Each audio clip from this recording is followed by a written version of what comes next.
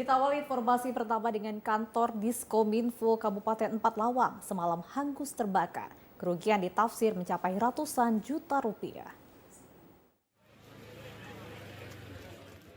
Kebakaran terjadi di gedung kantor Dinas Komunikasi dan Informatika Kabupaten 4 Lawang sekitar pukul 19:44 waktu Indonesia Barat tadi malam. Api cepat berkobar membakar semua isi kantor, termasuk dokumen-dokumen penting dan barang-barang berharga yang tidak dapat diselamatkan. Belum diketahui penyebab kebakaran, namun menurut penjaga kantor, api berasal dari belakang kantor Diskominfo. Dinas Pemadam Kebakaran berhasil memadamkan api sekitar pukul 11 malam. Tadi jam berapa kira kejadiannya, Kak? Belum jam 7 tadi. Jam 7 Belum sampai. Iya, aku sampai kontrol dari belakang itu. Api dari gedung belakang. Dari belakang. Sudah membesar, Kak? Iya lah bisa.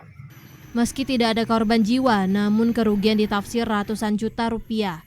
Belum diketahui di mana pelayanan kantor Diskominfo akan dipindahkan. Jelas gedung, peralatan, dan berkas, mobil kantor dan semuanya habis terbakar.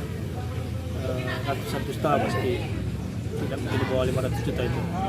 Saya berharap kami segera bisa mendapatkan lokasi untuk kantor baru, kantor sementara lah paling tidak. Dari Kabupaten 4 Lawang, Dia Anggraini, TVRI Sumsel melaporkan.